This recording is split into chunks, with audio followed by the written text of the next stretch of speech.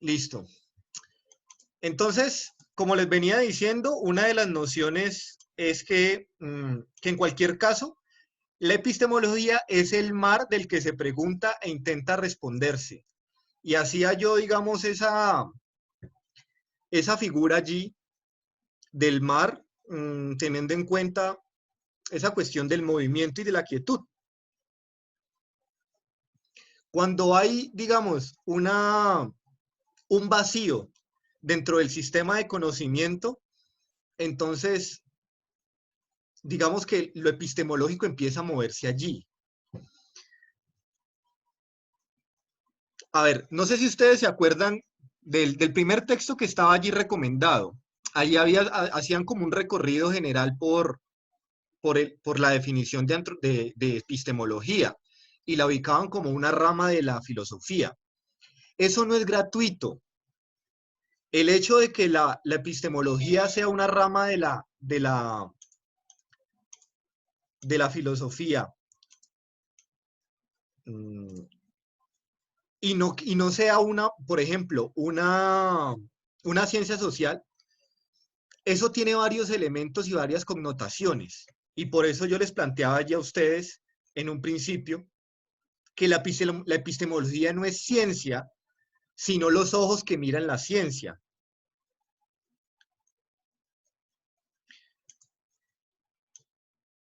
Es decir, la ciencia es hija de la epistemología. La epistemología está por encima de eso. Y tenía que ver también con el otro elemento, que es el último que decía, es madre de la ciencia, pero también madre de otros hijos. Porque la epistemología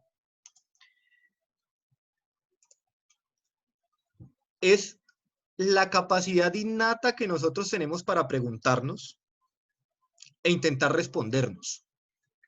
Cuando el hombre, o cuando digamos, no el hombre, eso ya es como muy machista, cuando el ser o el sujeto se pregunta, se responde e intenta validar esa respuesta, ahí ya estamos hablando del nacimiento de la epistemología. Porque ya está generando una cantidad de procesos para validar su verdad. Y está generando un sistema de verdad. Hay una corroboración, hay unas preguntas, hay unas respuestas, hay unas crisis, bueno, una cantidad de elementos allí. Esos elementos son innatos. O sea, lo epistemológico hace parte y es inherente al individuo por eso.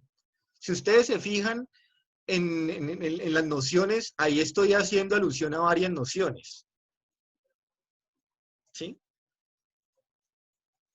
Entonces, por eso es importante que entiendan, digamos, lo científico, entiendan los conceptos como conocimiento, como hipótesis, como metodología, producto, digamos, de un acto epistemológico, pero que no es la epistemología. La epistemología es esa capacidad de preguntarse, de responderse y de crear un sistema para la generación de conocimiento. Si estamos hablando de que epistemología es igual a filosofía, porque es una rama de la filosofía, la epistemología básicamente es un cuestionamiento y es una pregunta. Y es la pregunta por la verdad. Y es la pregunta por el conocimiento. Ya. A partir de ahí es que se generan una cantidad de resultados.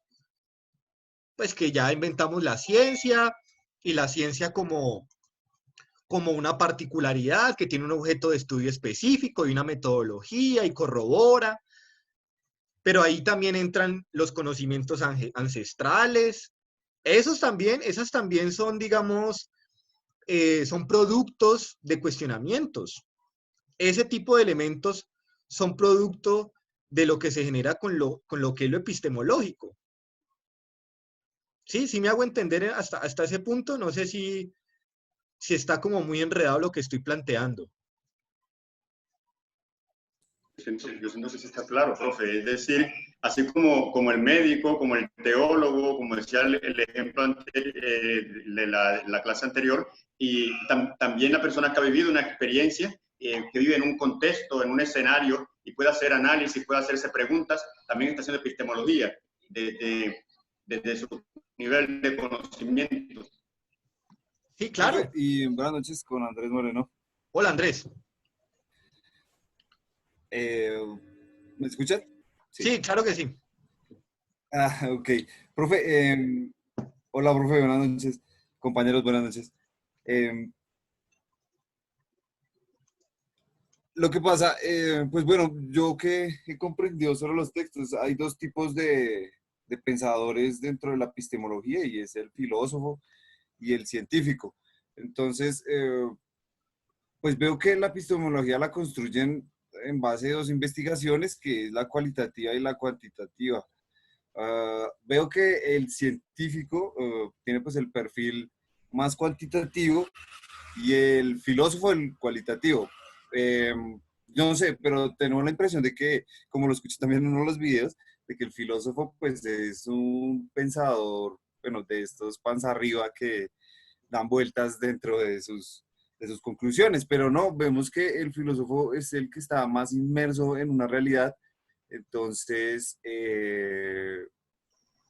digo yo que el perfil más cercano de una persona que ejerce pues, la epistemología como método es más filósofo, digo yo porque es el científico, sí, pues de alguna manera que se detiene a pensar en el mundo, ¿no? Entonces, el filósofo viene siendo la persona como más sensible y más a la expectativa de su propia realidad. Pues es lo que entiendo por lo que nos ha dicho, ¿no? Y lo que he leído pues de las lecturas. Ok, Andrés, yo se lo Sí, plantearía de esta manera. Con base en lo que usted ha dicho, yo diría que el epistemólogo es esas dos personas. El epistemólogo tiene que ser filósofo y tiene que ser científico.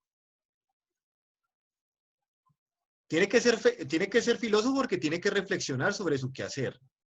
Y tiene que ser científico porque tiene que tener un método para el ejercicio de su quehacer.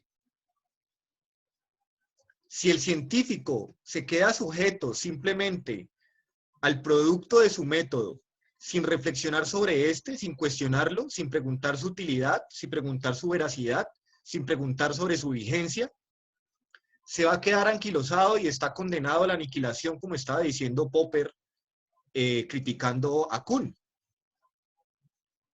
Ah, pero si el filósofo solamente se queda en las dubitaciones, en las reflexiones, rizando el rizo, ¿sí? Rascando el estómago, mirando para el techo y pensando en cosas mientras fuma maracachafa, pues se va a quedar corto también, porque resulta que dentro de sus disertaciones tiene que haber obligatoriamente el tema de que el conocimiento exige método para su obtención y para su verificación.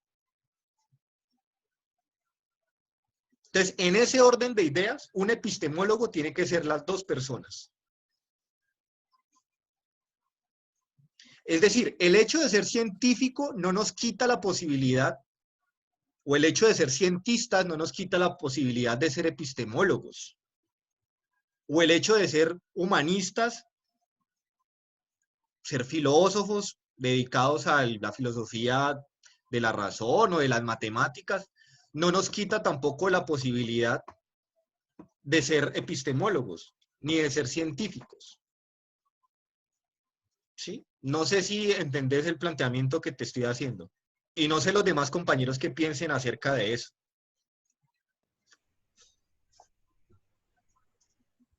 sí, profe. Sí, sí, sí, entiendo que pues la persona tiene que reunir las cualidades, bueno, de un científico y pues de un filósofo.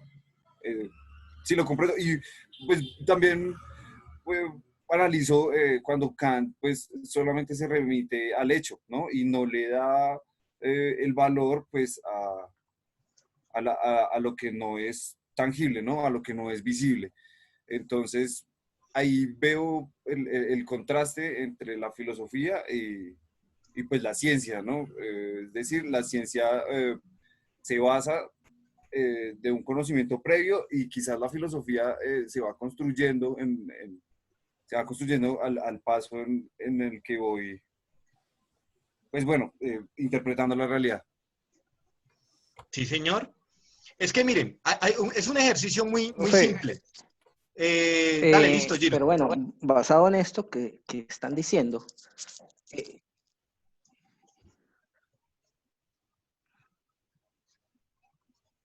eh, me voy a esa cuarta premisa que usted nos enuncia ahí en lo que nos envió en el texto de los 13 puntos. Me voy a la cuarta que usted dice que no tiene estructura, pero realmente, pues no sé, a mí me da la impresión de que tiene que tener una estructura, digamos, de esos dos componentes. Primero, ¿qué voy a hacer? Que es un planteamiento y que tiene que ser una reflexión. Luego tiene que tener un método cualquiera, o sea cuando estamos hablando de la edad que pensamos que Dios era todo, que teníamos ese paradigma que luego van cambiando, que es por eso usted que dice que se mueve como una gelatina, es de acuerdo al paradigma en que nos ubiquemos en este momento, las experiencias que nos tenga, pero no sé, sí va a haber una estructura, o sea, una forma de hacerlo, primero reflexionando, bueno, voy a actuar, genero un análisis de datos, investigo, llego y reflexiono nuevamente, o sea, pregunta, porque usted no tiene estructura, ahí no sé, me quedo yo preguntando. Claro, es que a lo que yo quiero llegar es que la epistemología no es una estructura, la epistemología genera estructura. Mírelo simplemente como un conjunto de varillas, de tornillos y de tuercas. Un conjunto de varillas, tornillos y tuercas no es un andamio. El andamio es la unión de esas varillas con tornillos y tuercas. ¿Qué quiere decir esto? El conjunto de varillas y tornillos es la epistemología. El andamio es el método científico o es la ciencia, si se quiere. A eso es lo que yo voy. La epistemología da origen a la estructura, pero no es estructura. La epistemología en esencia es una serie de preguntas que se responden. Y por eso es una reflexión. Y en tanto reflexión, es hija de la filosofía. La filosofía es un constante cuestionarse. La filosofía es una gran pregunta. Por eso te planteaba que no es una estructura, sino que la genera.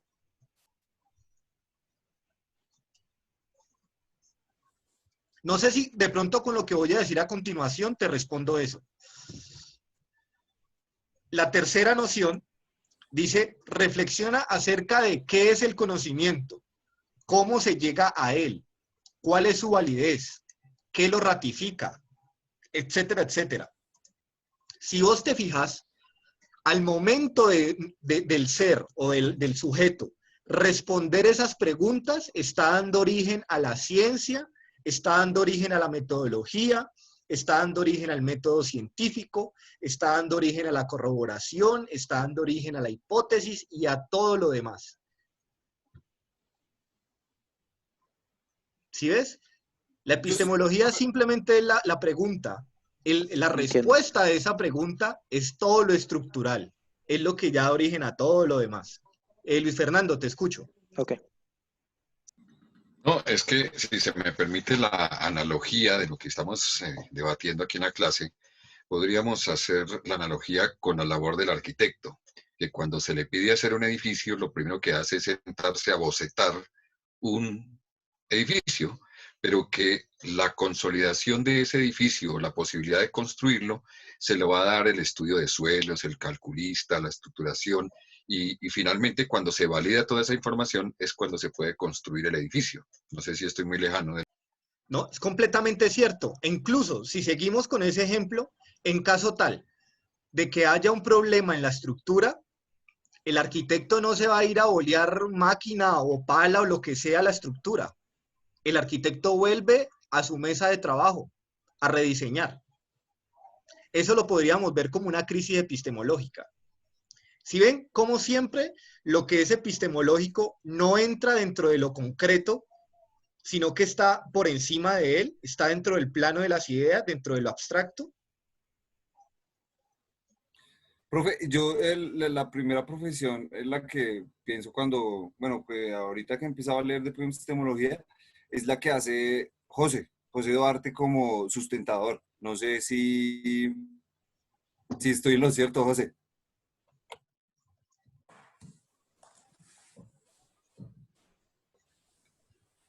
Mi compañero José Duarte, la profesión de sustentador. Ah, bueno, José ahorita nos hizo un despliegue de actividades a las que se ha dedicado que nos dejó muy asustados, gratamente asustados. Eh, pero sí, básicamente es eso, claro. Nos estaba contando de su última profesión. Y es eso, o sea, la epistemología siempre se va a mover dentro del campo de la abstracción. Eh, y volvíamos al tema de que el científico es epistemólogo en la medida que debe cuestionar su quehacer y sus resultados. Además de eso, digamos que, bueno, listo, el científico puede que logre un resultado, un descubrimiento de algo. Eso no puede parar allí. Ahí surgiría una pregunta, bueno, ¿y este resultado y este descubrimiento para qué? ¿Cuál es su sentido? ¿Cuál es su utilidad? Al momento del científico hacerse esa pregunta, está haciendo epistemología. Está reflexionando sobre su quehacer alrededor del conocimiento y el producto de ese conocimiento.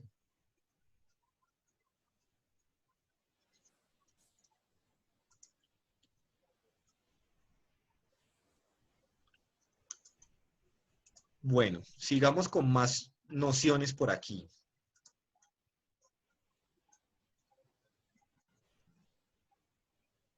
Bueno, la segunda La decía, última pregunta que usted estaba haciendo de para qué y todo eso, pues es la pregunta que nos hemos hecho, yo creo que todos hoy, tratando de definir cuál va a ser el objeto de estudio para el ensayo que hay que presentar esta semana. sí señor, básicamente. Claro, miren ahí cómo va apareciendo, digámoslo puerilmente, Luis Fernando, la utilidad de la epistemología. Y de hecho, es una pregunta excesivamente válida en la actualidad. ¿Por qué? Porque lastimosamente, en el sistema en el que estamos actualmente, nos están pidiendo productos, nos están pidiendo resultados, nos están pidiendo que escribamos y que publiquemos. La pregunta es ¿para qué? Y si ustedes se ponen a ver, muchos de los productos, muchos de los artículos científicos a diario, si uno se pregunta realmente cuál es su utilidad, uno se da cuenta que la utilidad es nula. En ese orden de ideas estamos en una crisis epistemológica grandísima. Estamos cayendo en unas leyes que no son las leyes propias del conocimiento.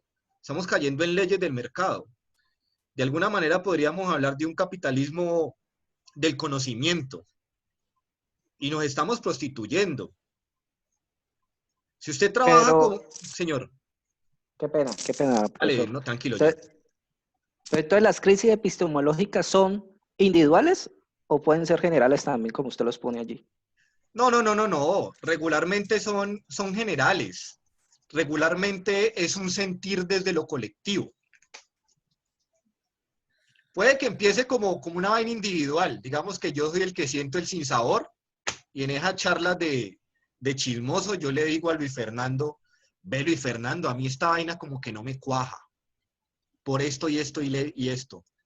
Y Luis Fernando dice, pues yo estaba pensando como lo mismo. Y empieza uno a darle forma y a determinar que en efecto hay un vacío. Y ahí se va generando. Y ahí vuelvo a lo mismo y es el tema de la comunidad. Es el tema de la representación social. La representación social no es individual, es colectiva. Es la mirada del mundo que compartimos un grupo de personas determinados. Y por eso uno dice un dicho y los demás lo entienden. Porque tenemos los mismos elementos y las mismas ideas en la cabeza para identificar esa serie de cosas. Entonces, ¿qué es lo que pasa? En la actualidad, digamos que la dinámica dentro del campo del conocimiento y el campo de la generación de conocimiento tiene una crisis epistemológica gigante. porque estamos faltándole a uno de los elementos que digamos es la quintaesencia del conocimiento, y es el conocimiento para qué. ¿Ustedes me podrían decir en este momento el conocimiento para qué? ¿El conocimiento de ahorita, el producto científico de ahorita para qué? ¿Sus ensayos de las clases para qué? ¿Para que les quede bueno y el profesor les ponga buena nota o para qué? Para generar todo, digamos, un entramado importante de conocimiento para posteriormente generar un resultado al momento de su trabajo de grado que sea importante, ¿o para qué? ¿Para llenar sus satisfacciones propias o para que los gradúen rápido? ¿Para qué? Cuando nosotros no estamos teniendo esa serie de preguntas, eso quiere decir que estamos teniendo falencias en el campo epistemológico. Y estaríamos teniendo falencias también en el campo de lo ético, porque nosotros tenemos un compromiso ético, en tanto que nos estamos autodenominando cientistas sociales o queremos serlo. Si su quehacer como antropólogo no tiene un sentido enfocado en el entendimiento de la sociedad, estamos fallando. Si usted quiere ser antropólogo para tener un cartón más colgado en la pared, estamos fallando. Y estamos fallando, reitero, desde el campo epistemológico y desde el campo ético. Tenemos corresponsabilidades, señores. La formación de ustedes, el hecho de que ustedes se formen de la mejor manera, que adquieran herramientas de conocimiento, metodológicas, teóricas, temáticas, etcétera, esa es una obligación. Porque estamos llamados nosotros a darle respuestas a las preguntas de la sociedad, a las preguntas de qué es lo que nosotros somos, como decía uno de los compañeros ahorita en la presentación. Y es importante que tengamos esta serie de conversaciones para que ustedes empiecen a identificar cuál es la utilidad de la epistemología. Es que la epistemología no es simplemente un requerimiento que hay que dar en cualquier ciencia, porque a veces se mira así. ¿Vos qué viste en epistemología? Ah, pues yo aprendí que hay una vaina que es el método cuantitativo y el método cualitativo, y aprendí que hay unas herramientas de investigación, y aprendí a hacer un trabajo de investigación y que eso tiene unos pasos. Hay unos elementos más allá de eso que son fundamentales para ustedes, y que estas clases de epistemología permiten esas reflexiones. No hay preguntas, o no, digamos, no hay respuestas correctas frente a ello. Lo que es correcto es preguntarse y cuestionarse por ello. Incluso, pregúntense por qué la tercera unidad de esta misma clase está enfocada más en el tema metodológico que en el tema reflexivo. ¿Qué tanto espacio hay en esta asignatura para lo reflexivo y qué tanto hay en esta asignatura de espacio para el tema simplemente de herramientas? Las herramientas ustedes las adquieren en cualquier momento. Y si ustedes van a YouTube, ustedes van a ver que hay videos sobre cómo aplicar el método etnográfico o la triangulación de información. Pero es que esta materia no es importante por eso. Profe, Esta materia es importante. Dame un segundo. Esta materia es importante porque les permite a ustedes cuestionarse sobre la utilidad de su quehacer. El quehacer de cada uno de ustedes y el de la antropología en general. Te escucho, Andrés. Profe, lo que pasa es que sigo pensando en el ejemplo de lo que hace José Duarte. Estaba aquí escribiéndome con él y pues el sustentador, pues yo veo que es un ejercicio claro de epistemología, pues él lo que se encarga es de recopilar los resultados de métodos científicos que dieron una evidencia. Entonces, él recolecta esas evidencias y sustenta una sentencia. Entonces, es así, veo un ejercicio ahí de epistemología tal cual. Claro que sí, sí, claro. Eso es. Ok, correcto. Ahí es cuando veo materializada la epistemología. Bueno, es importante que la vean manifiesta, claro. Sí, de acuerdo. Cuando estaba leyendo también los documentos, ¿Sí, José? Profe, cuando estaba leyendo los documentos, pues lo relacionaba también con esto y al igual, sí, al igual que, por ejemplo, lo que hace, y Jorge me puede también apoyar en eso, lo que hace el criminalística y la criminología.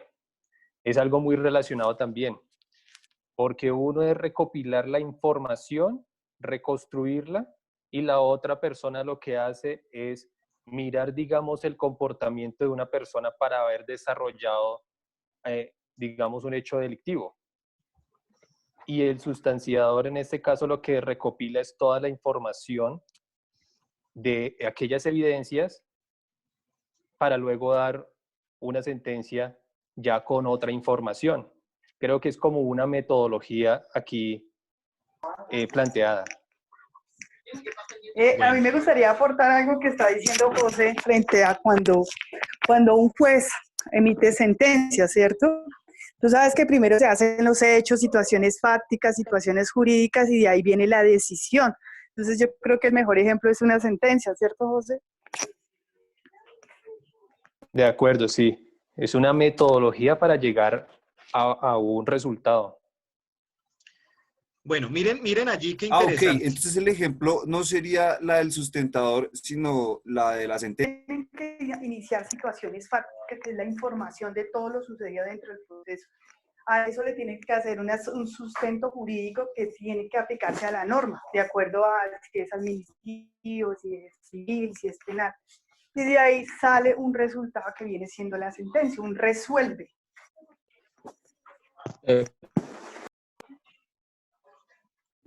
Profe, active el micrófono. Sí, ya, listo, gracias. No, ahí el tema es que todos tienen la razón. Es que miren cómo el tema de lo epistemológico se manifiesta en los... Jorge, intervenir, profe. Jorge Valencia. Ah, bueno, listo, ya le doy la palabra a Jorge.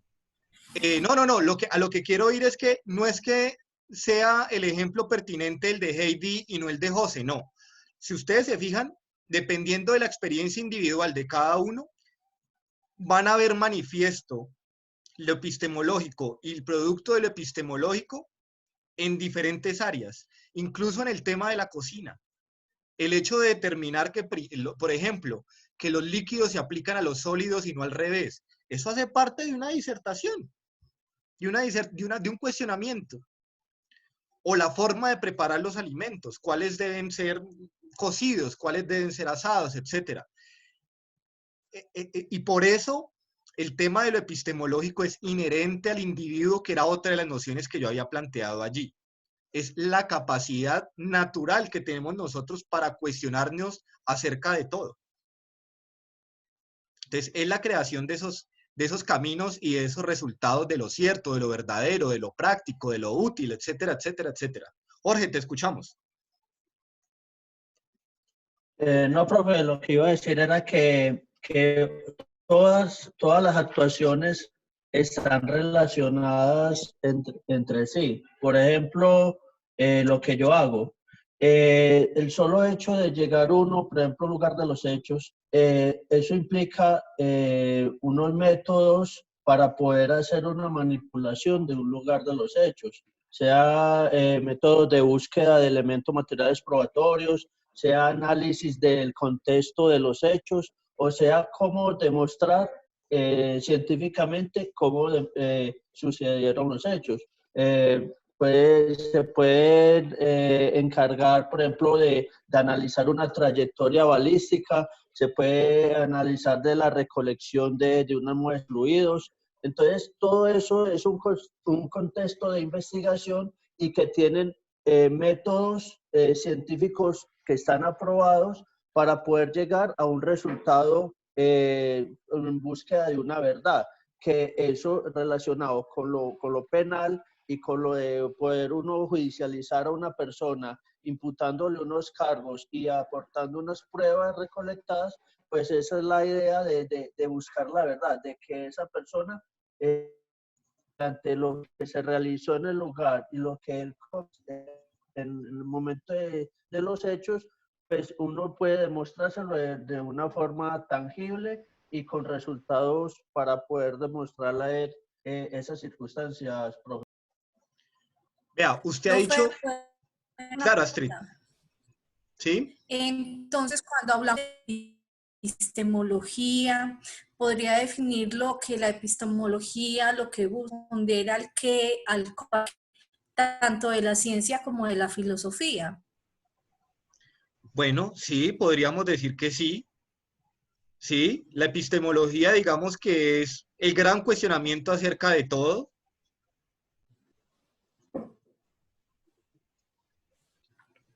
Por eso, Astrid, la última noción que dice que es madre de la ciencia, pero también madre de otros hijos.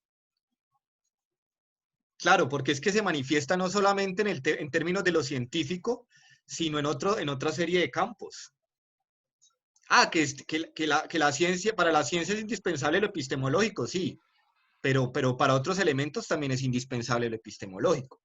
Antes de que se me vaya la idea del compañero, Andrés lo dijo todo allí con dos cositas.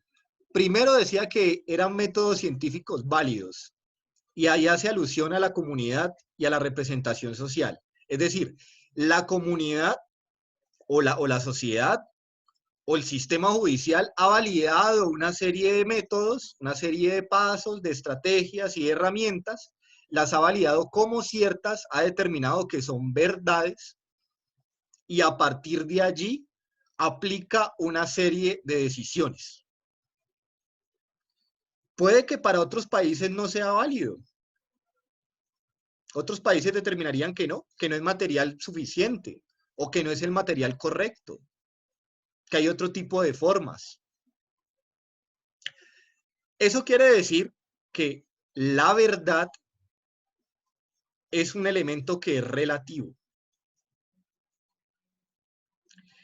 Y en ese sentido, el conocimiento también es un elemento que es relativo, que es válido para unos y no es válido para otros. Y era un poco con lo que veníamos hablando de los conocimientos ancestrales y de otros sistemas de conocimiento.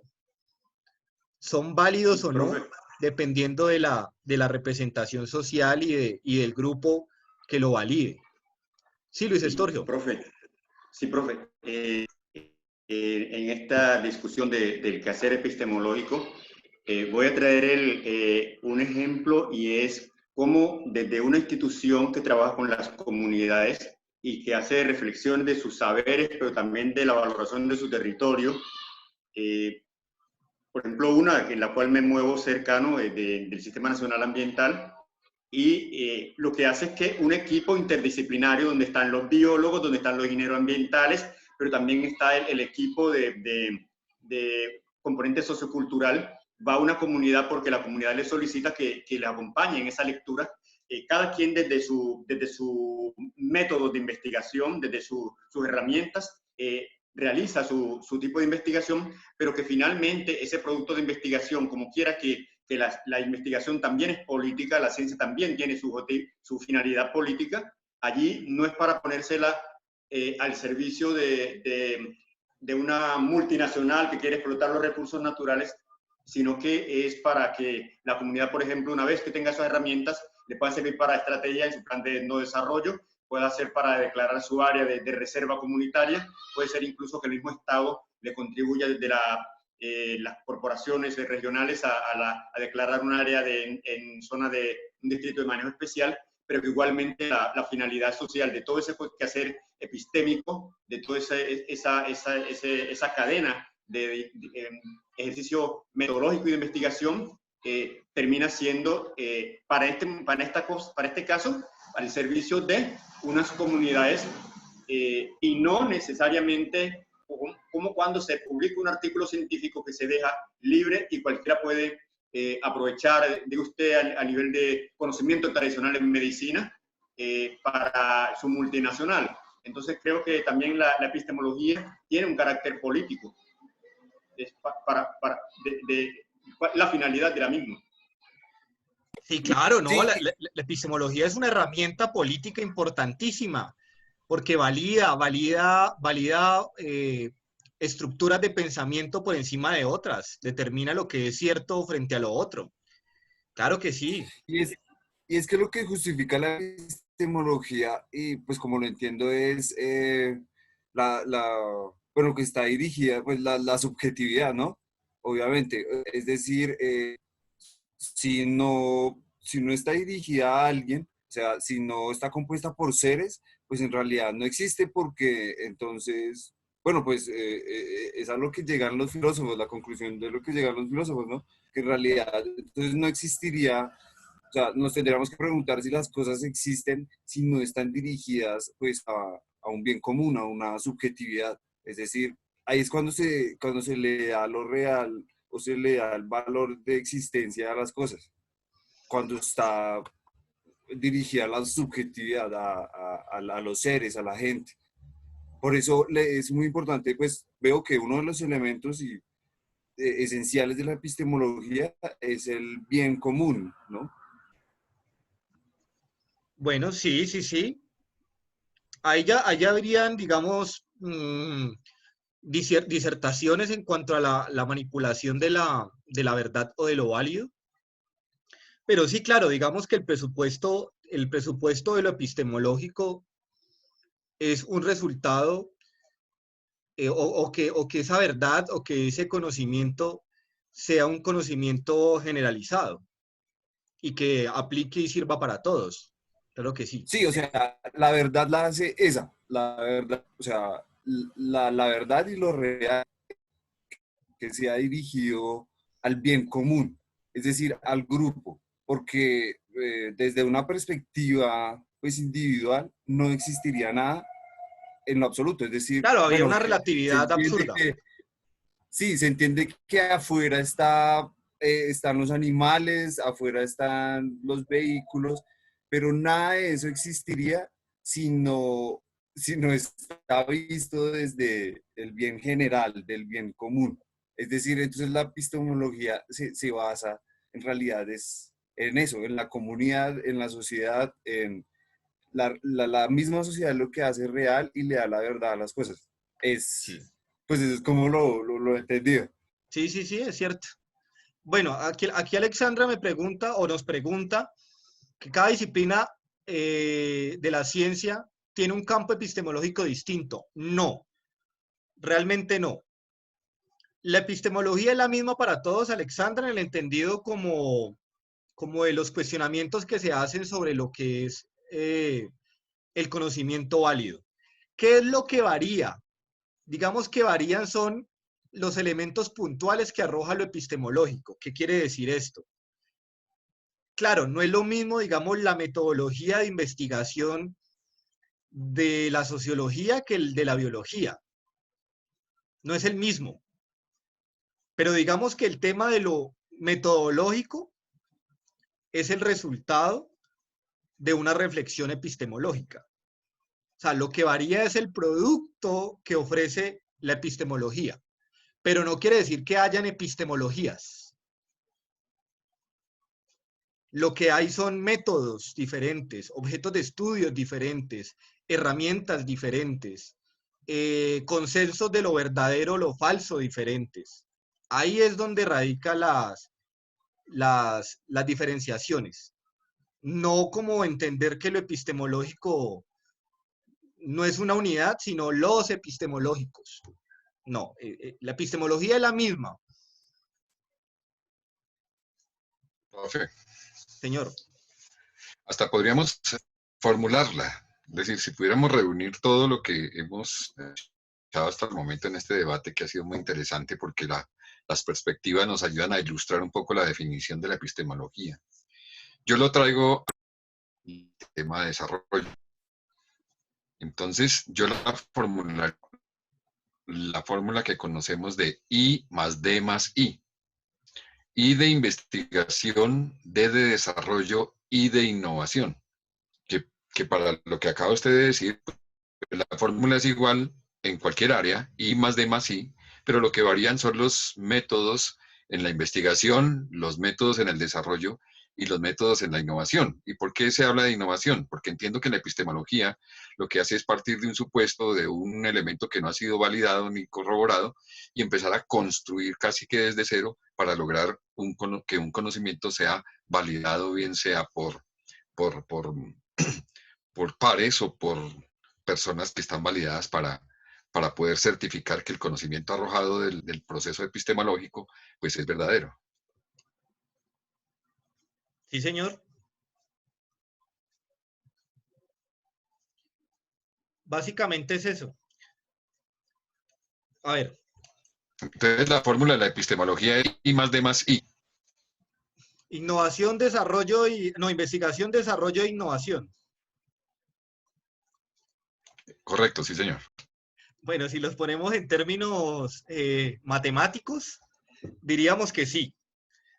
Lo que pasa es que como yo soy de las ciencias sociales, entonces yo todo lo veo caótico, lleno de elementos y de cosas y me cuesta simplificarlo. Pero de alguna manera sí.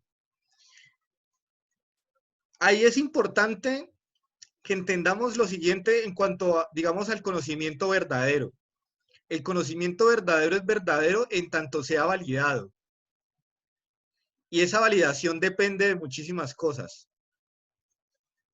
Hay una cosa que no hemos mencionado aquí que hace referencia a Kuhn y la estructura de las revoluciones científicas, y es la comunidad científica. Resulta que esa comunidad científica es la que determina y la que avala lo que es cierto y lo que no. Habría que aclarar que muchas veces dependiendo de lo que les conviene. Pero la verdad es relativa, y es tan relativa que no corresponde a unos elementos, digamos, superiores a nosotros, sino que radican en nosotros mismos y en nuestra propia experiencia y en nuestra propia idea del mundo. A partir de eso es que lo avalamos. Por ejemplo, pongámoslo en el caso legal. Un juez da un fallo acerca de un caso en la medida que hay el material suficiente para ello. Usted mató a alguien. Si el fiscal no tiene cómo demostrarlo,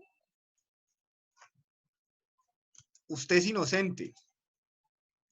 A mí me gusta más ese tema en inglés. En inglés es chévere porque no es guilty o innocent, sino guilty y no guilty. O sea, culpable y no culpable. No quiere decir que la persona sea inocente. Quiere decir que no se demostró su culpabilidad. ¿Por qué? Porque han determinado que no hay forma de establecer la verdad. O digamos que no hay forma de establecer la verdad absoluta, sino que solamente se puede llegar a cierto nivel de verdad con los elementos que hay a mano para ello. El material, el material científico, las declaraciones, los documentos, etcétera, etcétera. A partir de eso es que se establece una verdad que solamente funciona en la medida que se trabaja con lo que hay a la mano. Asimismo funciona con las verdades científicas. Son verdades o es conocimiento verdadero en la medida que usted pudo demostrar con la metodología que así lo es. Eso no quiere decir que esa sea la verdad absoluta. Eso quiere decir que logró convencer a la comunidad científica de que lo que usted estableció hasta el momento es válido. Pero siempre va a ser objeto de sospecha. Y esa es una premisa importante de la epistemología. El conocimiento o la verdad siempre como objeto de sospecha. Okay. Señor. Si quiero relacionar a la epistemología en mi área o en lo que yo me he desenvuelto pues en la vida, que es en la sociología, ¿cierto?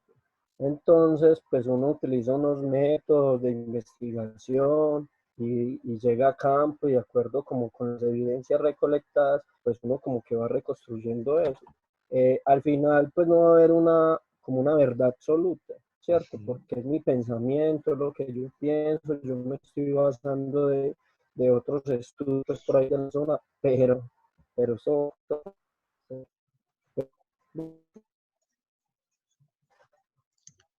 Se está yendo un poco el sonido, Alejandro.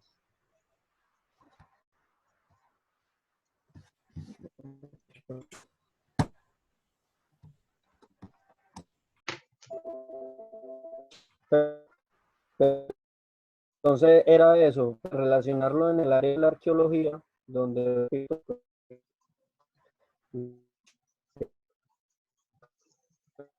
y hay un contexto y un análisis a partir de estudios de la zona, y cuando uno hace informe final, pues no hay una verdad absoluta, porque queda todo como también como abierto, pues como para otras investigaciones y al pensamiento de otro, por decir otro arqueólogo, pero no hay pues no hay una verdad absoluta, es lo que Por quiero supuesto pues que como sí. exponer ahí. Eso ha sido, digamos, uno de los grandes avances en materia epistemológica. Determinar que el conocimiento y la verdad científica siempre es sujeto de sospecha, siempre puede ser modificable. Bueno, aquí me están haciendo preguntas importantísimas y planteamientos importantes. Entonces, Eider me dice, en la medida en que no es una estructura, podríamos considerar que la epistemología es un movimiento perpetuo hacia la construcción de conocimiento. Hombre, eso salió hasta bonito. Completamente cierto, Eider, claro que sí. Es un movimiento perpetuo hacia la construcción de conocimiento y de verdad. Esa es parte de la esencia de la epistemología. La imposibilidad de quedarse quieta. O sea, el momento en que la epistemología se queda quieta, esa vaina se muere. Y eso es básicamente lo que plantea Popper.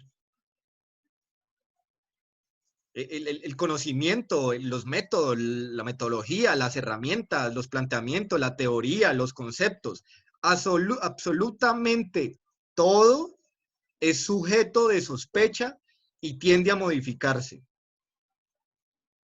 Ahí se manifiesta lo epistemológico ya en el campo científico, en que no hay permanencia de nada.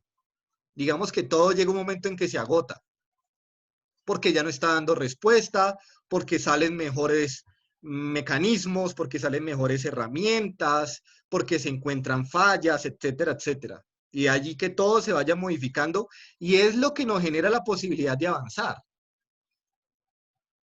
O sea, en la medida que el método avanza, que el método científico avanza, que la ciencia avanza, que el método avanza, en esa misma medida el conocimiento avanza.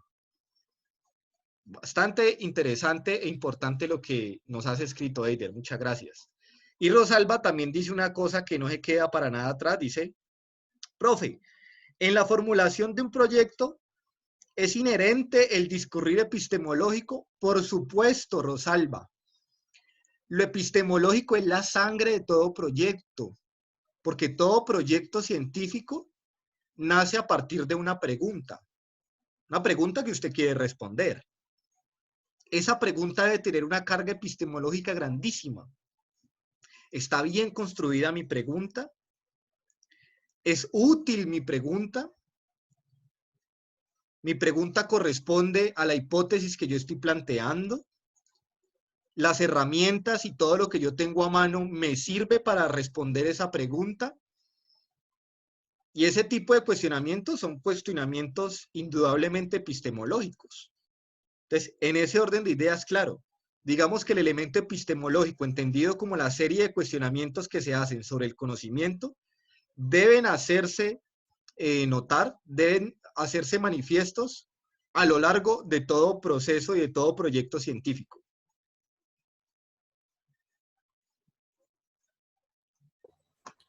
Profe, yo quería también hacer otra participación. Pues lo que pasa es que yo he definido epistemología, pues por lo que he leído, ¿no? Pero en realidad sigo como viendo cuál es la utilidad y dónde es que se aplica. Pues entendiendo que el método científico, pues es una manera de materializar, pues esta parte donde se piensa antes, ¿no? De la filosofía.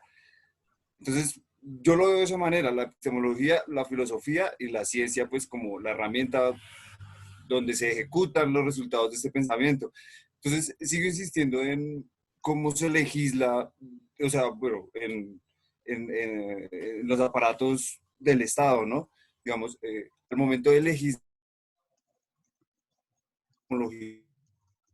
ejercicio más directo, más claro, entonces es al momento de legislarse, porque el Estado utiliza una serie de herramientas, de mecanismos, de métodos para poder sacar una ley. También entiendo que, pues bueno, la línea del deber es maravillosa, pero no siempre se cumple. Entonces, alguna vez leí que Petro, cuando trabajó pues, en una parte del Estado donde tenía que redactar las leyes, entonces como que en el Congreso se decía una cosa y y Petro escribía otra. Es decir, bueno, una acusación, ¿no? Lo tomo como ejemplo. Entonces veo que donde se materializa la epistemología es cuando se legisla, entonces. ¿Estoy en lo correcto o no, bro? No, obviamente sí, claro. Por ejemplo, o sea, a ver, ¿qué es lo que sucede allí? Y pensaba yo un poco en la pregunta que había hecho Alexandra allá arriba y pensaría yo que no se la respondí como hubiera debido. Lo que sucede es lo siguiente. Es muy normal que nosotros escuchemos la palabrita de elementos epistemológicos, o digamos que hablemos de una epistemología histórica, sociológica, una epistemología antropológica. Cuando nosotros escuchamos esa serie de palabras, no es que nos estén hablando de una epistemología en relación o en diferencia con otra. Lo que sucede es que cuando estamos hablando de esos elementos epistemológicos, estamos haciendo alusión a metodología, estamos haciendo alusión a herramientas, estamos haciendo alusión a preguntas, ¿sí? Es eso. No es que haya una y otra epistemología, no. Lo que te decía así anteriormente, lo que hay es diferentes metodologías y herramientas, sino que todo eso, digamos que en su conjunto se determinan como nociones o elementos epistemológicos, pero es porque pertenecen a la epistemología, no porque pertenezcan a una epistemología específica. Entonces, con lo que estabas diciendo, Andrés, claro, mire, el establecimiento de una ley requiere una serie de ejercicios para determinar si esa ley es válida o no, si es útil, si tiene cabida, si va a ser aceptada o no. Entonces, hay unas leyes que radican simple y llanamente en la existencia de la lógica. Alguien sumó 2 más 2 y determinó que todas las personas tienen que tener derecho a la vida, al alimento, al agua, a la paz, y entonces establecieron la ley y los derechos fundamentales de los derechos humanos. Hay otras leyes que son coyunturales. Alguien pudo leer la realidad y determinó que había un vacío legal y por ende se requería una ley. Digamos que eso fue un proceso epistemológico que es más experimental que racional, más empírico que racional. Simplemente se da el caso allí, hay un vacío legal, se presentó una situación y no había material legislativo, y entonces se establece la ley para poder que lo haya. Ese es otro proceso, digamos, epistemológico. Habrían otros quienes ya se van por un tema mucho más científico y entonces consultan a una serie de economistas y de biólogos y de físicos, bueno, y lo que se requiera, y establecen ya todo un proyecto que ya responde a una estructura más de investigación y se crea el proyecto y con los objetivos, etcétera, se pone el material del caso y se establece ese proyecto, esa ley, digámoslo. Todos esos caminos, todas esas formas son procesos epistemológicos. Son procesos para generar un conocimiento, para generar una verdad y en este caso específico para generar una ley. ¿Sí? ¿Sí van entendiendo más o menos entonces a qué nos referimos cuando hablamos de epistemología? Porque aquí lo importante sobre todo es que le perdamos el miedo a la palabra. Ahí sí, más o menos vamos entrando en razón, profe. Insensato. Sí, claro, obvio. No, esa es la idea. La idea es que poco a poco vayamos entendiendo cómo funciona ahí ese campo. Ya poco a poco, miren, ustedes a medida que vayan viendo las materias de enfoque investigativo o de enfoque científico, se van a ir dando cuenta. Ustedes van a ver metodología, por ejemplo. Entonces van a ver todo lo ateniente a lo que es la metodología, no más. No van a tener disertaciones filosóficas ni nada de eso, sino que se van Metodología a de encargar. investigación, profe. ¿Cómo, Eider? Metodología de investigación. Sí, Metodología de claro. investigación social. Sí, cuando ustedes vayan viendo eso, entonces ustedes ya van a ver allí que lo metodológico es una vaina puntual dentro de lo epistemológico. Es un elemento que nace de lo epistemológico, pero tiene sus características, su función, su objeto, que es puntual, que es específico. Aquí estamos hablando de la gran generalidad. Yo diría que el gran problema de hablar de epistemología es que es excesivamente general. Es un concepto y es un elemento muy grande y entonces dificulta un poco el abordaje en ese sentido. Profe, ¿nos puede hacer el favor de nos hablar un poquito del tema de cómo es la diferencia entre epistemología y gnoseología? Porque entonces en una de esas lecturas nos dice que mientras que la epistemología es como la filosofía de la ciencia, pues es eminentemente científica, la gnoseología es más sobre el conocimiento universal y que por eso podríamos pensar que la epistemología tiene como mayor rigor, ¿será así? No sé. Sí, señor. Lo que sucede es que la gnoseología es una rama igualmente de la filosofía que nace en una primera etapa.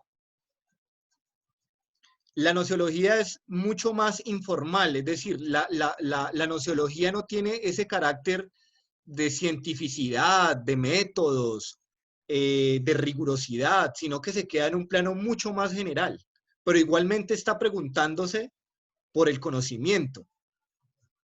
Cuando ya estamos hablando de la metodología, digamos que la metodología trasciende la pregunta sencilla de qué es el conocimiento y cuál es la respuesta del todo, y ya se inmiscuye en otros elementos como va a ser la ciencia y el método científico y otra serie de cosas. Entonces, claro, en ese sentido lo que decía Luis Eustorgio, la epistemología es una vaina mucho más elaborada que trasciende el campo gnoseológico. De hecho, ya no existe la gnoseología. Respecto a eso, yo quería preguntar si de alguna manera la comunidad científica como que se ha querido un poco como agarrar la epistemología solo para ellos y de repente lo que no se haga dentro de ¿cierto? Como dentro del método científico, entonces no es considerado como algo, como un resultado epistémico o pues algo así es como lo que... Porque Sí, esa fue la sensación que me quedó de esa lectura. De hecho, yo lo puse en el foro porque veía pues que en el foro hay una participación donde se habla como de de la epistemología, ciencia, cotidianidad, ¿cierto? Entonces, de alguna manera, como que con las lecturas que hice, a mí me quedó como que, o sea, la vida cotidiana no tenía una construcción epistemológica realmente, sino que solo el saber científico. Y me parece que en el documento que está haciendo alusión Luis Eustorgio, es como si los científicos se apropiaran de eso. Claro que sí. O sea, lo que sucede es que la comunidad científica ha establecido unas formas para el conocimiento. Y lo que estabas diciendo, digamos que son los que tienen el monopolio de lo que es cierto y no. Una vaina muy sencilla. No es lo mismo cuando yo le digo a usted que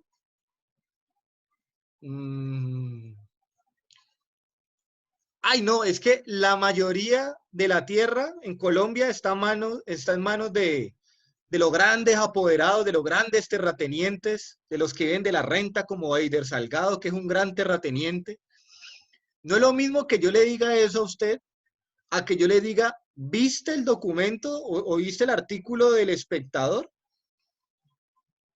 Que dice que más del 80% de la tierra en Colombia está en manos de los grandes terratenientes.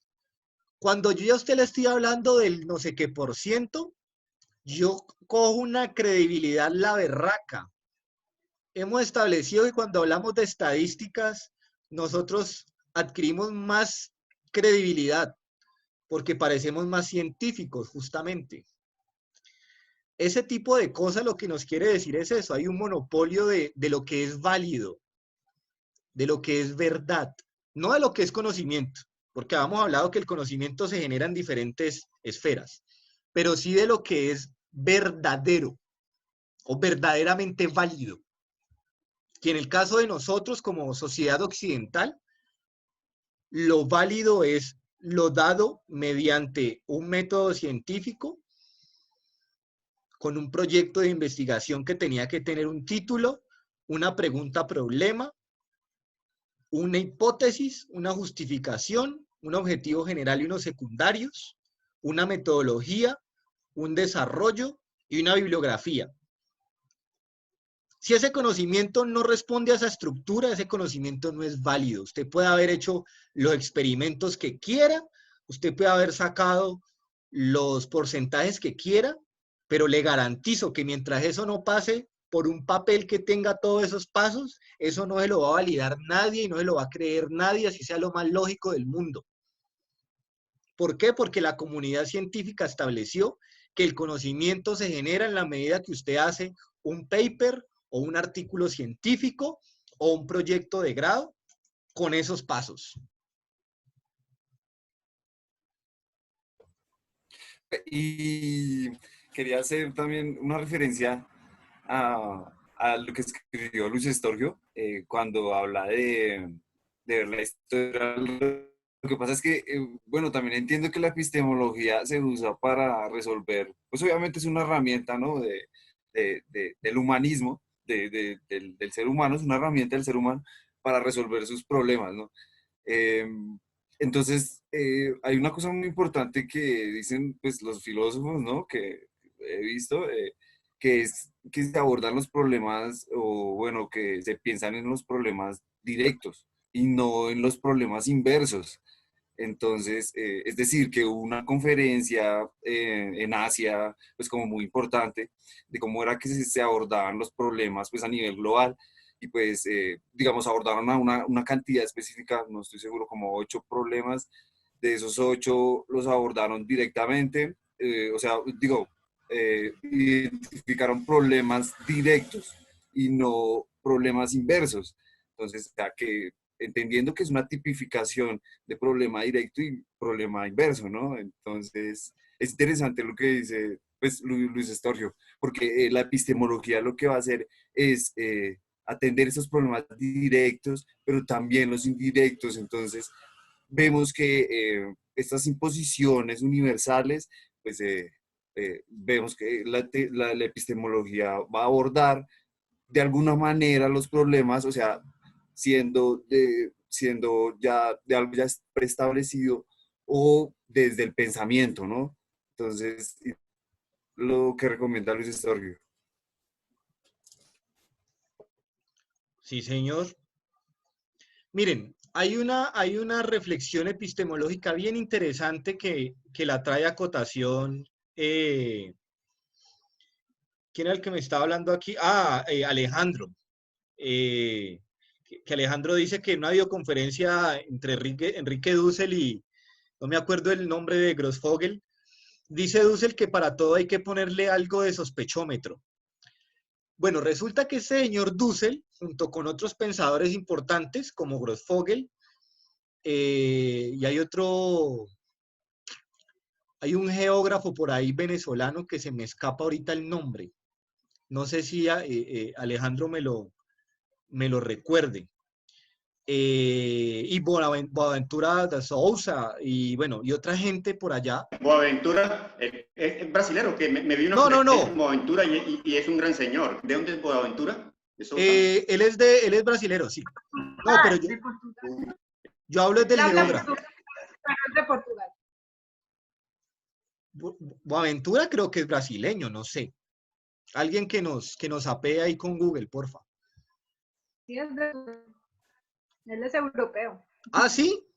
Ve, yo pensé que era brasileño. De Portugal. Es que vi diferencia, profe, entre ¿cómo es? Boaventura estaba en México y el que lo estaba presentando era Enrique Dussel. Había estado primero en la UNAM y luego va a la universidad donde Dussel es rector. Y, vea, terminamos la videoconferencia a las 10 y terminé como a las 12 viéndome porque fue como de 1 hora y pico, pero igual valió la pena el trasero.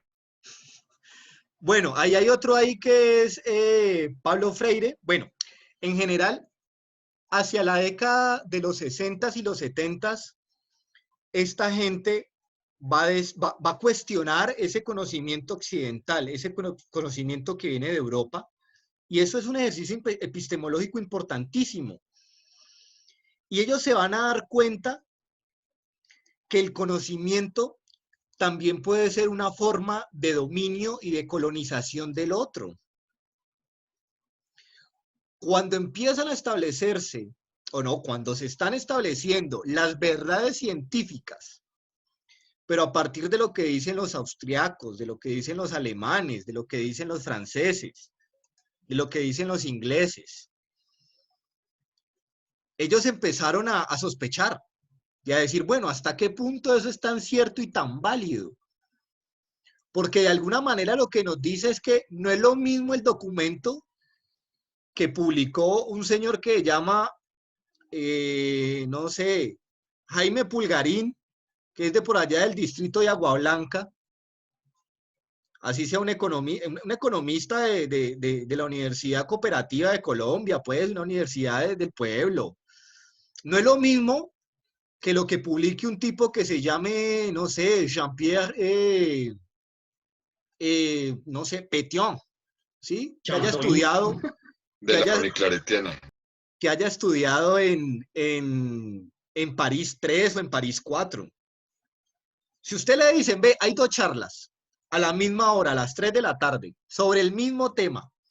Una la va a presentar a Jaime Pulgarín, un man vestido pues es con alpargatas pues y una camisa de flores. Y a esa misma hora el mismo tema lo va a presentar este Jean-Pierre. ¿Usted a cuál conferencia le nace ir? A la que sea en español. No, digamos que el tipo Jean-Pierre habla perfectamente español. El tema es que nos seduce lo europeo, porque nos han hecho creer que es mucho más válido, es más preparado, es más cierto, huele más rico. Eso es mucho mejor, de mejor calidad. No es lo mismo cuando yo digo, es que yo el doctorado lo hice en la Universidad Uniclaretiana, en la sede central allá en Quibdó, que cuando yo digo, no, yo hice mi doctorado en la Universidad de Frankfurt, la gente se seca y todo dice, uy, sabe, el tipo tiene que saber. Entonces determinamos la validez y el conocimiento de alguien por el sitio en el que estudió. Miren qué interesante es. Así es un paquete, profe. Así sea un paquete, totalmente. O pongámoslo en otros términos. Ese puede ser un objeto de estudio. Pero Usted por está con un supuesto. poco convencido de las universidades de frontera, así que creo que iríamos a la de Pulgarín. Bueno, imagine pues. Entonces, eso es un objeto de estudio importantísimo. ¿Cómo, José? Que Sí. Entonces, estos tipos se dieron cuenta de esa cuestión y dijeron, venga, ¿cómo así? Entonces, ¿lo de la tierrita qué? ¿Cuál es ese cúmulo, esa experiencia de conocimiento, ¿sí? Que se ha juntado a través de los siglos aquí en América? Es que ¿cómo así que todo el conocimiento es europeo y ahorita último norteamericano desde el último siglo? Es que aquí en las colonias no se hizo nada, ¿en serio? Y entonces empiezan a descubrir un poco de gente importantísima. Y se dan cuenta que Sor Juana Inés de la Cruz se hablaba con un poco de gente importante de allá de Europa y se hablaban de tú a tú. Imagínense, una monja jerónima por allá confinada que no hace sino leer libros y chupar trompa con la mujer del virrey. Y esta monja estaba carteando con los grandes pensadores de su época y se carteaba de tú a tú y sobre conocimiento científico. Imagínense, una mujer una mujer primero de colonia, de una colonia religiosa, muy joven además, y estaba carteándose de tú a tú con un tipo, creo que con Kepler o con Spinoza, no recuerdo, que es uno de los grandes pensadores del siglo XVII, creería, XVIII. No me hagan caso que soy muy mal historiador con esas cosas. Bueno, el tema es que estos tipos descubren todo ese acumulado de conocimiento que había acá. Y empiezan a decir, no, es que aquí también generamos teoría. Aquí también hay un conocimiento acumulado. Es que venga, es que ese conocimiento que nos llega de allá también tiene una carga ideológica importante.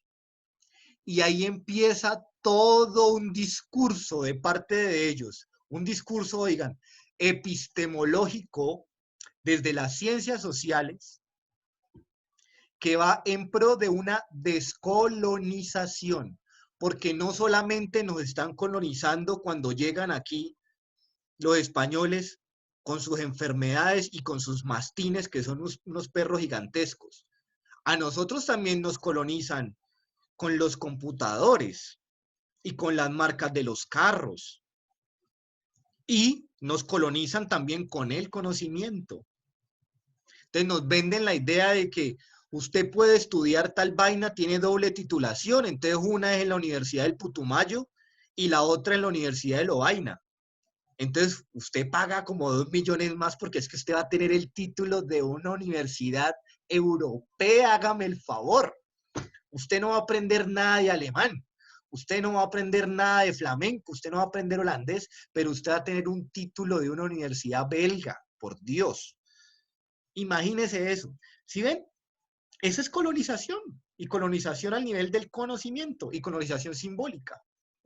Entonces, esto, señores, señor. Bueno, no, es que me siento tocado con todo lo que está planteando. A ver, Luis Fernando. Por lo siguiente, resulta que yo estoy haciendo un ejercicio ahora, le he dado y no sé si, no recuerdo si le envía su correo, un ejercicio de lanzar el Antropodcast, que no sé si lo han escuchado. Uy, chévere, chévere eso.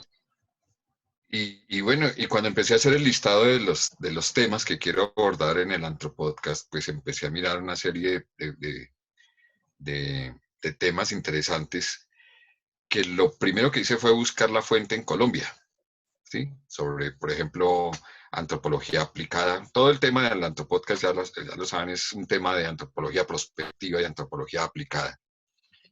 Y entonces, ¿quién está haciendo en Colombia antropología ecológica? ¿Quién está haciendo antropología digital? ¿Quién está haciendo antropozoología? Y resulta que no encontré mucho. Es decir, de hecho, mi experiencia y la razón por la cual estoy aquí en el grupo de antropología es porque tuve una mala experiencia el año pasado, que ya la he comentado varias veces, porque no había una persona como enfocada o especializada en el tema de la antropología empresarial. Y la única opción que tuve fue buscar el conocimiento afuera. De hecho, todos mis invitados al podcast han sido extranjeros, mexicanos. Esta semana tuve una charla con una especialista en Barcelona. Y efectivamente no es que no valore el conocimiento interno, lo que pasa es que no lo encontré en Colombia en esos temas específicos, y el propósito de este espacio y de este programa es abrir un panorama un poco más amplio para quienes estamos en el área de la antropología y para los que vienen de otras generaciones haciendo antropología, y que visualicen un poco pues cuáles pueden ser los caminos que pueden coger en el momento de graduarse. De hecho, el podcast de ayer habla sobre eso, sobre la antropología aplicada, con la directora de la Facultad Latinoamericana de Ciencias Sociales en Argentina, que es especializada y tiene un doctorado en antropología aplicada, y nos daba todo un panorama completo de la situación actual. Pero a donde voy es que me siento tocado cuando usted dice que no valoramos el conocimiento interno, sino que lo validamos afuera o lo conseguimos afuera. En mi caso es porque definitivamente no lo encontré, y hice unos meses de investigación y no lo encontré definitivamente. Luis Fernando, es que... Luis Fernando, yo quiero pedirle como un break allí para ver si bien es cierto que su programa está dirigido a profesionales de la...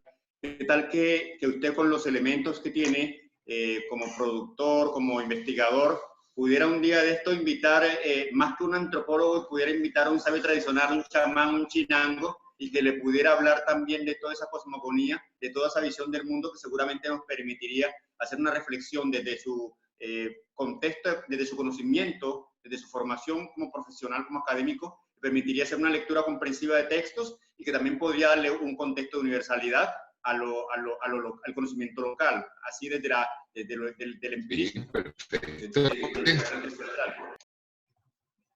Muchas gracias, señor. Gracias, Luis Estorgio. Entonces, vamos a coordinar este tema que propones porque me parece también muy interesante. Luis Fernando. Señora. Yo creo que le puedo tener un candidato propio para esa entrevista. Es antropólogo, lingüista, pero es mamo, el único mamo blanco que hay de la Sierra Nevada de Santa Marta, pero vive ahí cerquita a Bogotá, sino que se la pasa en contacto. Muy bien. Bueno, no pensé que fuera a generar tanto interés todo este tema del antropodcast. Chévere. Me alegra mucho y me llena de satisfacción. A mí lo único que me da pesar es que Luis Fernando va a perder la materia conmigo. Esta es la hora Ya lo sé. Esta es la hora que yo apenas me vengo a dar cuenta de ese tema del podcast y me parece lamentable. Pero bueno, ahí ya cuadramos. Ahí ya quedamos a paz, Luis Fernando. Luis Fernando, tiene toda la razón. Es que es totalmente cierto lo que estás diciendo. Es que nos creímos el cuento de eso. Y les pongo mi experiencia personal. Cuando yo voy a hacer, o cuando voy a exponer mi proyecto de grado de maestría, entonces me dice el profesor, ¿usted qué es lo que va a hacer? Yo le digo, vea, yo voy a hacer una diferenciación entre historia intelectual, historia conceptual e historia de las mentalidades a partir de los postulados conceptuales, postulados metodológicos y de los objetivos que plantea cada uno, porque yo he determinado que hay una confusión muy grande en cuanto a cuál es el sentido o el objetivo de cada una de esas corrientes históricas. Se parecen mucho, pero son diferentes. Ave María. Y entonces me dice a mí el profesor, ¿pero usted qué temporalidad va a trabajar? Le digo yo, ¿cómo así? Claro, o sea, ¿usted qué época? Yo casi le digo, gordo, pero ¿cómo así que cuál época? Es que yo no voy a trabajar una época. Te estoy hablando de una disertación teórica. Y entonces la respuesta que me da el profesor es la siguiente, que miren que es hasta graciosa y profundamente lesiva además. Me dice, ¿cómo así? Entonces, ¿qué va a diferenciar su trabajo de un trabajo en literatura, por ejemplo? Yo me quedé de una sola pieza. Yo le dije, ¿cómo así? Si es que estoy trabajando la columna vertebral de mi quehacer, que es la teoría. Voy a trabajar teoría. Voy a trabajar teoría de la historia. ¿Cómo así que entonces, si yo a esa vaina no le meto carne, porque además me han dicho que es que le falta carne porque le faltan documentos de una época? Entonces, si yo no voy a trabajar una época, entonces no estoy haciendo un trabajo como historiador. Entonces, fracasé como historiador porque no me gusta lo práctico, sino lo teórico. Entonces, lo que se ha dicho, y escúcheme bien esto, Luis Fernando, porque puede que para la antropología aplique igual, es que nosotros como ciencias sociales estamos muy jóvenes. La experiencia acumulada de la historia es como del 63, más o menos, que fue la primera carrera de historia. Entonces, del 63 del 63 para acá llevamos que como 50 y pico de años, 60 años. Entonces, que eso no da para que nosotros aquí generemos teoría y trabajemos teoría, no tenemos con qué. Europa sí, porque Europa lleva como 200 años hablando de eso, pero nosotros no. Entonces, Aquí en Colombia no se puede hacer teoría o no se puede hablar de teoría de la historia porque es que estamos muy jóvenes.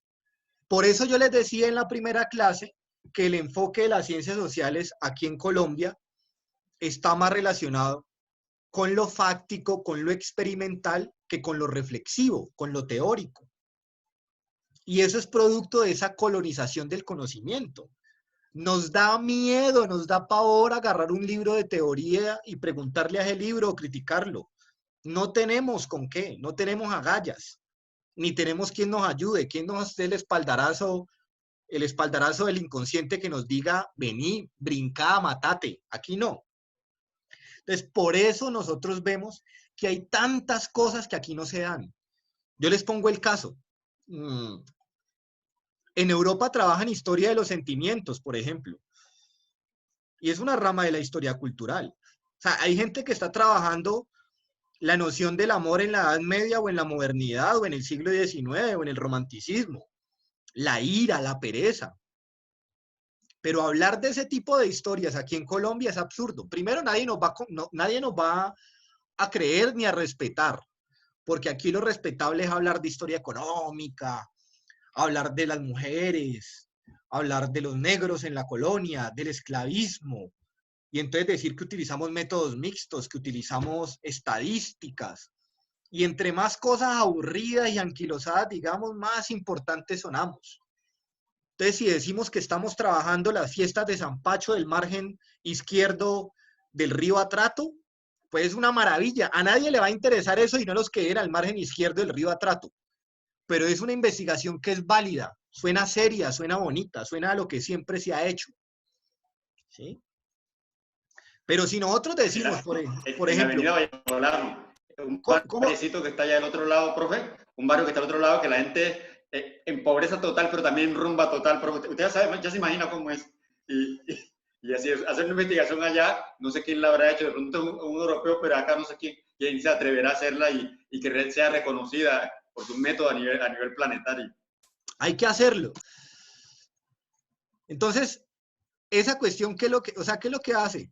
Eso hace que sea muy, muy pobre las aproximaciones y las disertaciones epistemológicas en el campo de ciencias sociales, porque siempre estamos esperando a que todo nos llegue o bien de los Estados Unidos o bien de Europa. Les pongo el caso, Universidad del Valle, historia. Lo que más se hace es historia regional. ¿Qué es historia regional? Hacer la historia de un barrio, de un municipio, de una cancha, de una caseta comunal de un barrio, de una señora que era chismosa pero muy chévere y todo el mundo la quería, y ahí se queda todo. Porque es lo práctico, porque es lo fácil, porque es lo útil, porque es lo que todo el mundo hace. Ir más allá de eso es un problema porque se le viene el mundo encima a uno. Se mete uno en camisa de 11 varas. Y al final lo que nos dicen es, usted lo que necesita es graduarse, que es un consejo completamente cierto. Pero digamos que hay un margen de acción para que nos arriesguemos un poco. La investigación exige pasión. Si no nos interesa el tema en el que estamos trabajando, nos comió el marrano, nos chupó la bruja, nos mordió el caballo, señores. Tiene que haber pasión en lo que nos gusta. Y si a usted lo que le apasiona es hacer o trabajar con una comunidad de enanos, pues váyase para esa comunidad de enanos y trabaje con ellos. ¿Quién le dijo que no se puede? Que va a ser complicado, que tiene una serie de retos, que hay que buscar epistemología, que hay que buscar metodología, herramientas. Claro que hay que hacerlo, pero es que eso es lo que estamos llamados a hacer. Y para eso estamos viendo estas materias, para identificar cuáles son los elementos que necesitamos para la investigación. Es que a Comte nadie le sapió, no llegó el mamo blanco y le dijo en el oído, ve, Augusto Comte, esto es lo que hay que hacer para el positivismo. No, tuvieron que darse duro y tuvieron que crear paradigmas de investigación y paradigmas de conocimiento. Fue lo que hizo Bronislaw Malinowski hace 100 años, que se fue allá a una isla, en un lugar de un pueblo, y desde allí el tipo, desde su visión europea, pero cambió paradigma porque fue a meterse allí y convertirse parte de ese mundo. Él tuvo su visión también un poquito eurocéntrica, pero de una u otra forma dio líneas. Se arriesgó. Malinowski es un viejo maldito, pero divertidísimo. A mí me cae muy bien porque es amargado y es mala leche, y a mí esa gente Es así un me todo cae muy bien. Malinowski. Malinowski. Es bien No dejó Malinowski. que nadie le viera el diario hasta que falleció. A lo mejor que después de muerto fuera que la gente le viera el diario publicar. Pero sí, esa es la cuestión, compañeros. Y ese es de hecho, ese es un tema epistemológico o una reflexión o una discusión epistemológica que hay que darse. ¿En qué sentido estamos innovando en América o en qué sentido estamos innovando en Colombia alrededor de las ciencias sociales? ¿Y de qué manera está construida la academia para que eso se dé o no se dé? Porque les juro que uno encuentra más obstáculos que empujones o que apoyo. Es muy difícil eso.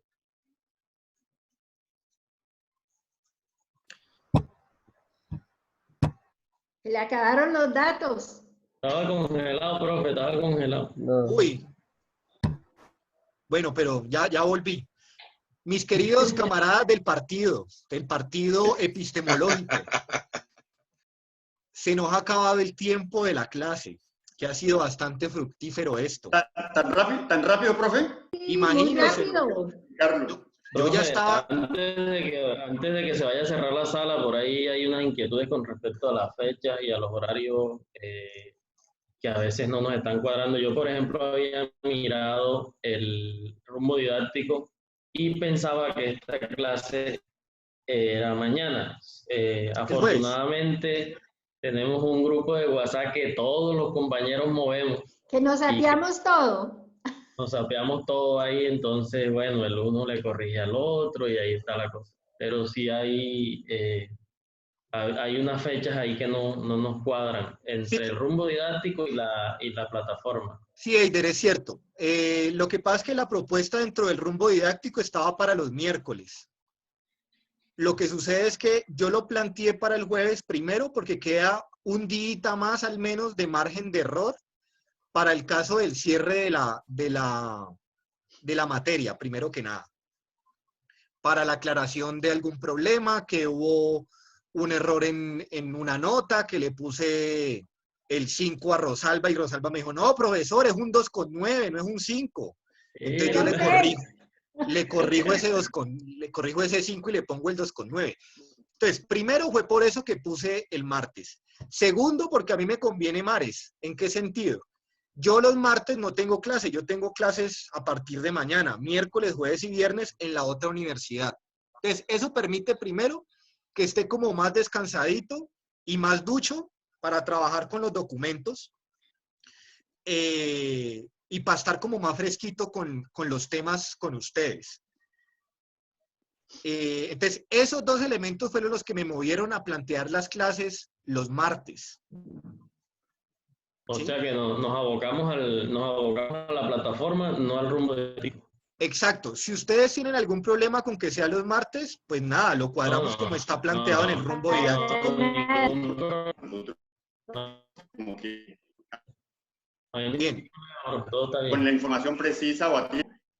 No, pero ya, de resto quedan cuadrados todos los martes la clase. Era solo Eider que le dañó la tarde ir a recoger los arriendos a todos esos 27. Yo creo que fue eso. Solo Eider. Le toca recorrer esas haciendas más rápido. Ya no puede hacerlo en caballo sino en carro. Yo soy vocero, pero la inquietud realmente no viene.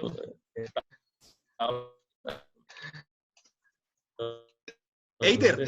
Sí, pero era apuntada. Era La solo otra- una duda. Era Sí. una duda que teníamos en el rumbo didáctico y en el Plataforma. entonces teníamos esa duda. Entonces la queríamos era aclarar. Ah, bueno, Pero no, ya. pero sí era eso. Creo que está bien, profe. La otra propuesta que me está diciendo Eider ahorita, que madrugamos nosotros a conectarnos, es que si se podía hacer la clase desde las 8. Yo no sé si ustedes tengan inconveniente con o sea, yo no tengo problema. Yo la puedo dar a las 8 o a las 8:30. No sé si a ustedes les gustaría que fuera a las 8, no sé.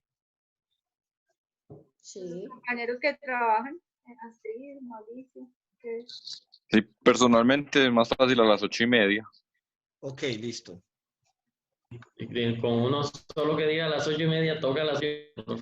Nos unimos, nos unimos. Ah, bueno, listo, listo. Sí, claro, ante todo la empatía Solidaridad. y la solidaridad, por supuesto. Ah, bueno, listo. Entonces, era eso, ¿no? Listo, quedamos a las 8:30 entonces. Es por el transporte. Claro, claro. Se pone pesada No, la cosa. yo por lo menos sí me he perdido media hora de clase porque salgo a las 10 de la noche. Entonces, a mí sí me hubiera servido. Bueno, imagínate. Pero bueno, básicamente es eso, compañeros. No sé qué más tengan para decir.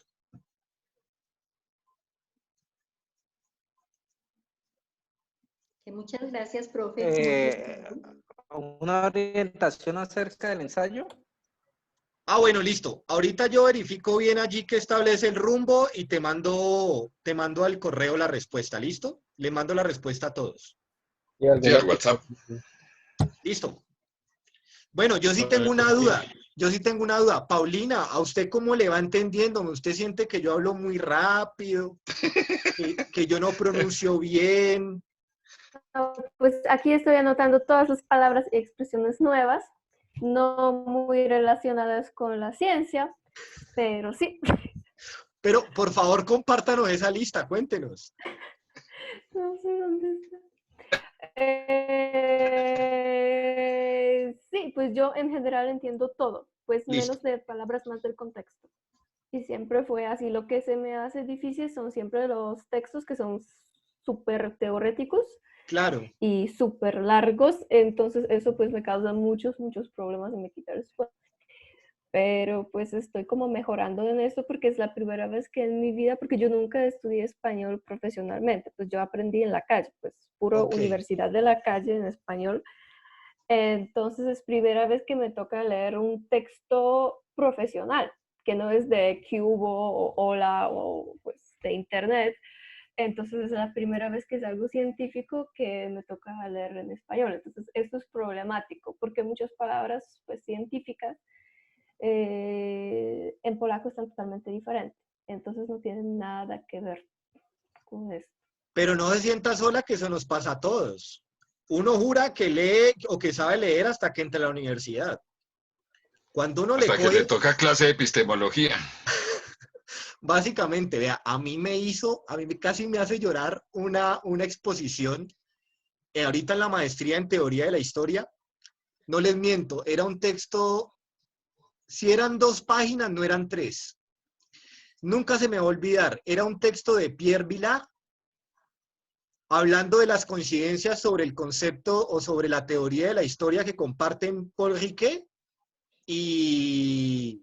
Era Vilar, Riquet y... otro tipo que tiene un apellido todo raro. Dessertó, Michel Dessertó. Bueno, entonces, ese texto de tres paginitas, para poder hacer la exposición que tenía que hacer con un amigo, nos echamos unas 4 horas. Nos tocaba coger parrafito por parrafito qué era lo que quería decir. Y al momento de la exposición, empiezo yo la exposición, luego sigue mi compañero, yo le pregunto algo a mi compañero se me queda mirando y se quedó congelado. Se quedó congelado, cogió sus papeles y salió del salón. Se salió del salón. Lo único que dijo el profesor fue, vaya, cójalo porque me da miedo que el muchacho se vaya a tirar del balcón o algo de la depresión. Le dio un bloqueo tenaz a mi compañero porque era un texto muy complejo, muy complejo. Entonces, estimada Paulina, no se sienta sola, que eso nos pasa a todos.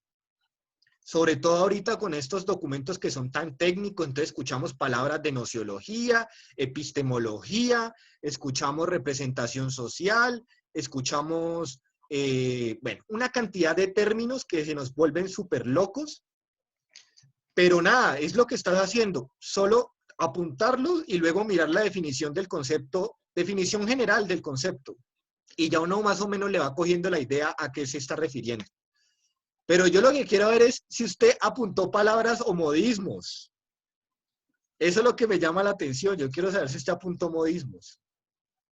Lo de la chupada de trompa de Sor Juana Inés. Ah, la chupada de trompa de Sor Juana Inés. ¿Con la Sí, mujer sí. de quién? Del virrey.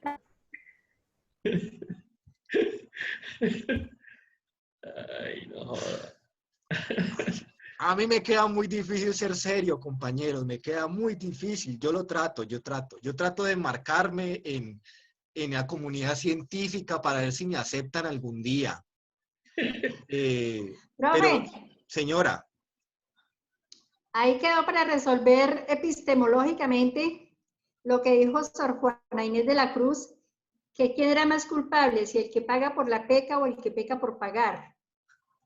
sí, señora, eso es bien interesante, esa redondilla de ella.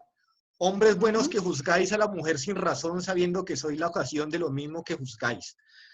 Es bien interesante todo ese poemita. Bueno, estamos terminando todas las clases con alusiones poéticas o al menos musicales, ¿no? La semana pasada fue con la cumbia epistemológica. Hoy terminamos con la redondilla de Sor Juana Inés.